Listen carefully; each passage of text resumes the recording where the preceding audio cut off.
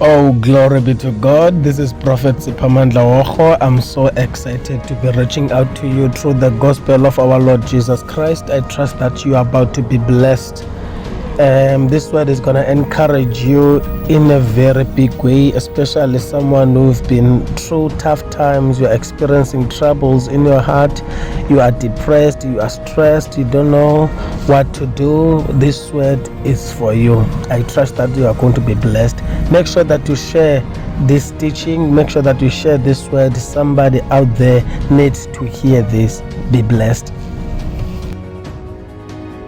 Mase uncwadi kaJohn chapter 16, John 16 la bisikhe sayityhila le verse pha ndifuna siqale pha John chapter 16 sizafunda verse 33. Therefore I have spoken these things unto you so that in me you may have peace. Uthi xa ihlako in the world you will have trouble, but be of good cheer, I have overcome the world. I have spoken these things so that in me you may have peace. In the world trouble, in me peace. In the world trouble, in me peace. In the world trouble, mean that if you are in the world and in the world you are not in Christ, you will be troubled, because the only thing that the world can offer is trouble, but the only thing that we can find in Christ, it is peace. That peace ayifumaneki nje naphi na, and that peace is what so many people are looking for. Yile nto ifunwa ngabantu. Nikhona bazalwana batyi treatment, abantu batyi ipilisi zolala. Why? Abakho at peace. Imitshato yabakutheni iqhakeka, no peace. Ifamily abatheni zingavani, no peace. Yaba kutheni kukho wars phakathi kwamazwe namazwe, no peace. Yaba kutheni politically kuyimesi, no peace. Nikhona abazalwane, okay manukubonisa something. Do you know that so many diseases, they are caused by stress? Manuprovel. Why igama lithi disease is derived of two words. It is to be dis-ease and in fact mean that you are not at ease. So ezinye izigulo zibangela into yobana you are not at ease. That is why it is a dis-ease. You are dis-ease. Abangivanga. Hallelujah. So that is why i-root cause yengxaki ezininzi ngabantu abakontoni abekho at peace. Baphele benza i-decisions ezingekho right because abantu they are longing for peace. Abantu bafuna uxolo. Amen. But it's so unfortunate. While people are in a journey yokukhangelana noxolo, nikhona abazalwane engqondweni zabantu kubo uxolo means the absence of problems. Hi. Amen. Uxolo kubo means nantoni? Apha engqondweni yakho wena uzixelele into yobana andikazoba selixolweni esageza hlobo utata ka-Anel. Andikazoba selixolweni ningekafumani umsebenzi. Andikazoba selixolweni ndisagula. Andikazoba selixolweni ndisahlupheke hlobo. Because engqondweni yakho kuwe yinto yobana uyawuqala uba selixolweni mhla ingxaki zingekho. But that is not the idea of God xa ethetha ngoxolo. Ngeyiphi i-idea kaThixo ngoxolo? Uthi ezi zinto ndizithethile kuni ukuze kum nibe noxolo. Emhlabeni nobandezeleka, kodwa phakathi nembandezelo ningaba noxolo. Amen. So amagama into ebuhlungu kubafundi bakaYesu, praise God, this time around nje uthi Yesu ethethe hlobo uthethe zazi into yoba yena uyahamba uphindela kubawo ubashiya nengxaki enkulu ezayo ebeyiprofethile kuMatthew 24 into yoba nizaba zizigculelo zobethwa, nizaba zizigculelo zongena etrongweni, nizaba zizigculelo zokucatshelwa even nangabantakwenu nazifemeli zenu, nizaba zizigculelo zizabethwa nide nibethelwe ekufeni. Akho nto intle izayo, kodwa into enonishiya nayo nangona ndinguThixo waziyo namandla amakhulu ndikhela ukuthi nishiya noxolo. Amen. Kangathi ndizawususa ingxaki. That is why I told you that Christianity does not guarantee immunity from problems. The fact that ungumzalwane ayithola ingxaki zizongehli, kodwa uThixo usiphe isipho esikhulu. But ingxaki le generation phakathi kwezipho esizinikwe nguThixo, sifuna izipho zokuprofeta, sifuna izipho zokuphilisa abagulayo, sifuna izipho zokukhupha idemoni, but siphela singaboni one of the greatest gifts that Jesus ever gave us. It is his peace. Peace I live with you. My God. Inhliziyo zenu mazingakhathazeki nishiya noxolo. Amen.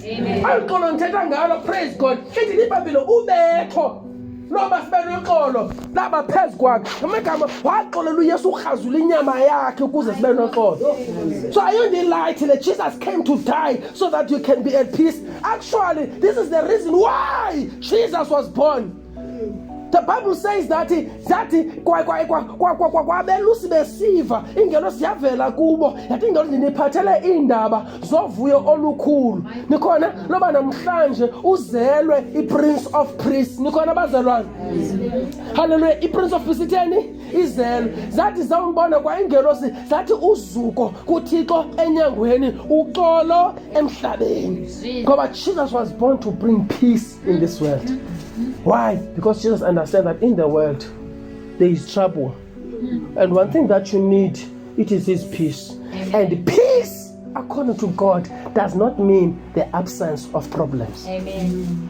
Dinengxaki namhlanje siproduce i-conflicts zabazalwane. Bayakwabaka every time kusiza ingxaki because engqondweni yabo noma abantu abebekhangele egqiba icawa. Because even ukubeka isantya ingxaki engahluki ukhangela umfundisi ongcono ingathi angakususela le ngxaki because you understand ubunzulu beemfihlelo zobomi ba why into ezithile zisenzeke ebomini bakho. But praise unto God that you are here today. I'm going to share something with you. We are looking for sifuna ubomi obungenazi challenge. I'm so sorry. Uselapha emhlabeni avela xa uvukayo funeke wondlule ibhedi. Amen. I'm so sorry. Uselapha emhlabeni avela funeka uvuke iyathola ukuthi awuzoquqela amazinyo funeka uziqukuqela. Uthanda ungathandi. That is how life is designed. There are certain things that will never escape. Amen. They are bound to happen. Noba uthanda uvasa funeka uvasile. Hi. Hi. Amen. Hi. Akho mntana uvela azelwe ahamba apha funa uqala uvuba kunjani ubetheka ngenyeke uzuhamba uhambi nje mhla uzela uhamba singaza zonke intatheli uzoqonda ezisimanga senzekileyo. Amen. Hello. Namhlanje sibona abantu abade bakhetha uthatha nobomi babo. Why? Because barhalela ubomi obungenazingxaki. Anasoze uyifumane indawo lonto leyo. Nalo umjongileyo wena ingathi ungcono kunawe ayithethi ukuthi akanangxaki xa mjongile efika ingxaki yakhe inkulu kunale yakho nje wena ucifa umuntu engxaki enkulu. Hello. Yaxixenyela abantu abaninzi wena that inspired ngabo barhalela uba nguwe. Amen. Ucimba kuthena abantu benemali nje abade baye kurhwaphiliza because it's never enough. Ngexa uthi sonke sinefestire you can be at peace. Unganento abantu abaninzi abangenayo. Yazi ungabona umuntu ehlala endlini enkulu. So usiye nakuloo ndlu uyomkhangela kuloo magumbi akhe amaninzi ungamfumani nakwelinye odibana iwardrobe elinyembezi. Yintoni athi andonwabanga kule ndlu ingaka yile wena uyirhalelayo urhalela nozibulala because uhlala ku-one room. Hayibo ntombi unomyeni onje urhalela ngaba nothwethwetho balabelani uthetha ukuthini abantwana abahle imoto enje athi urhalela kobo bakho ubomi. Ucimba kuthena amadoda yazi indoda eshiya umfazi omhle abantwana abahle nemoto enlikhethi yohlala etshojombeni khangela ipeace. Khangela ipeace. And ayikwazi uthengwa ngamali leyo. That's why ifuna uthi izinto maziza apha kufuna zize kuwe sowuzuze ubomi bamanyanyanya uzifumana useliqolweni. Yabona ufumene ubomi bamanyanyanya. Bazalwane ndiyaphinda ndithi kuni as long as lapha kulo mhlaba uThixo zizaba khona imbandezelo.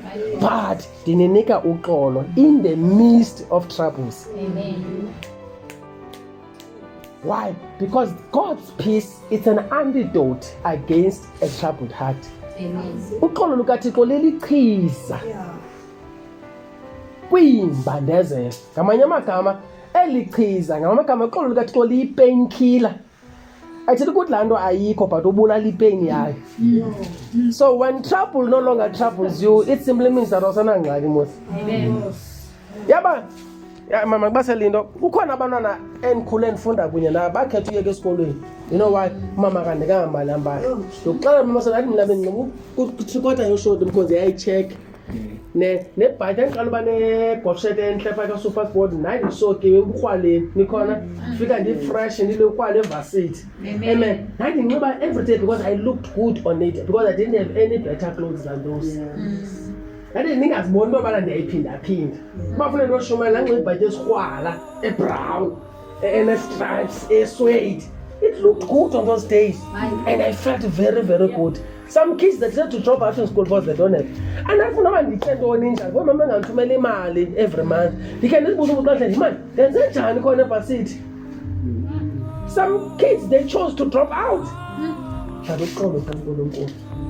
engathi ndisisityeba nento zonke xa ndingenanto. It sustained me.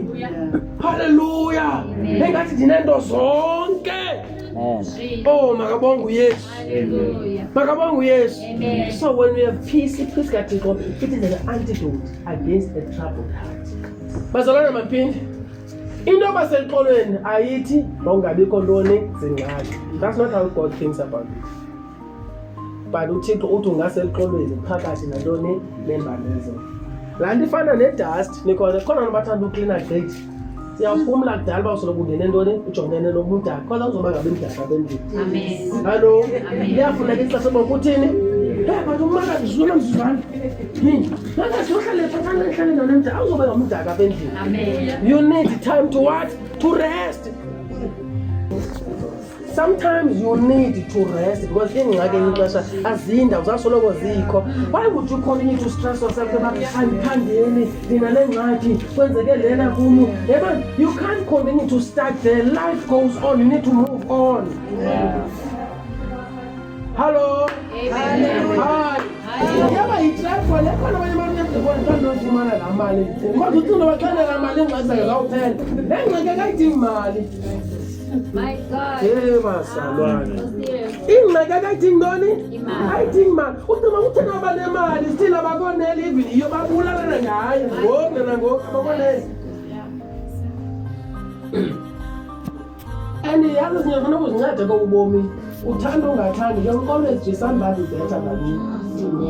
Never try to compare with another. Also, I can't do now. Yeah, I can extend. I'm the extender. No, I'm back. The pace here was so strong. Was the next door. If you try to try fun, like say it was funny. My God. Stop comparing yourself. Don't go to the next door. Sometimes you might even say, hey, no, send him talent. No. It doesn't matter. If unendlu una 21 is good. Even if una 30 is still good. Even if una 40 is still good. No, una 50 is still good. Oksalayo. And oktalu pupu nai. Imagine Abraham people like at the age of 90. So it's never too late. Don't compare yourself. What destiny is it was fun. Life. It's a marathon. Take your time. Relax. Don't compare. But remember, there's corner obstacles. Don't camp there. Move on. Some of you are afraid of moving on because you are afraid of falling. But even if you can fall, you can always fall forward. Amen. Keep moving. What is important? Don't stop. Keep moving. Amen. Yes, it's painful. Keep moving. Jesus. Hey, when Jesus came, he came to show us life. Imagine lo muntu wazosithembisa ngobomi. Lo muntu wazosithembisa ngobomi. Wayesisiculela zokucatshikela nokubetha. But would have come to show you life. That's some of you say, yes, I bawela intambiso kaYesu. Angisakhali banje ngoYesu. Niyazi besenza ngoYesu. If ungafunda Isaiah 53, uthi wayindoda enomvandedwa. Yeah. Uthi udeliwe, ucekisiwe ngabantu. Nikhona? Mean that Jesus was not as attractive as we think. It took a revelation for you to associate with Jesus because when that time one don't. Jesus. Usiva izinto ezithethwa ngoYesu ba lamfo unamadimoni ufaka abantu amadimoni lwa. Sanukuya kuye. Weqatshukelwa. Wayedeliwe. Sesezama uvela eqala into uThixo amthume yona bathi ikhonto engavela nomzamo. Abantu bema-undermine. Nikhona asongowoqala to be undermined. Angowoqala he was even rejected ngabantu bokuhlala. One rejected Jerusalem, but thank God the rejection yakhe, he became a chief cornerstone. Hence I told you that sometimes the rejection is necessary because rejection sometimes can be God's direction. Thank God some people rejected you. Abanye bani basacinga relationship ofana bayazeka zihambzeke zigqithi. It's necessary. My God. Yazi ubomi bunzulu mkhona. Imagine baba azange reject uJoseph abantu akwabo wezoba iprime minister nini. Ngoba when he was rejected by abantu akwabo kanti lana esecebeni kaThixo because wafike eEgypt waba into enkulu. Basuka imini yafika kwabakho indlala zwe lonke. And abantu bavinto banokutya kuse Egypt kuphela. Wathi utata kaJoseph kake nihambe bafana niyofuna ukutya eEgypt kanti abayazi bocela kumntakwabo. Look at God we serve. So bathi abantu even bathi befika phaa besele bebhidwe even kwakwazi xa unemali kude utshintshe nolusu olu nomfana i-makeup wayezifakile zabamqaphela noba nganguye uJoseph wanye nje athi noba ntakwethu ndim bathi bobona uba nguyifaguqa phaa mntakwethu sicela uxolo yini hayi sicela bathi no sanucela noxolo ngoba bakhaniyenze laa nto ngengakwazi ukwenzeka le nto yenzekayo namhlanje. He was ready to forgive them. Why? Because he knew the plan of God.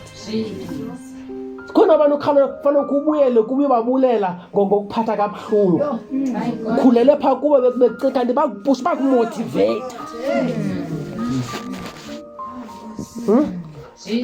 Umkhonkosi kaThixo thina silala hlobo woma awumenyo noma makhokho khona abantu baneplatform kwa bashumela endaweni ezinye wena udubizwe ufuna ukuzibulela izinto ziyakumotivate manje. Thengathi ndibizwe umuntu nje mina hey, you need to be thankful sometimes. Ziyakumotivate lazi zinto funa kubuya uthatha bona ndiyabulela ezimakazi wayehlobo waniphatha ndiyabulela ungayithe noyicacisa but uyombule because babazange ayenze laa nto leya mhlawumbi abanye bazabagqibe nasesikolweni. Ezinye experiences God can use them esandleni sakhe and turn out to be something beautiful. Hello molweni nisakhona bazalwane. Oh, glory be to God. Praise the Lord. Wow, I trust you were blessed by that glorious word. I trust that you are comforted, you are encouraged. Just to hear from you, your glorious testimony of unosibalisela into yobana ibuthatshe njani ubomi bakho le teaching. Make sure that you WhatsApp us at 063 713 9695 063 713 9695 uswhatsappele apho, and then you can also receive more content from us, more teachings, more VN, more videos, so that you can remain blessed. Shalom.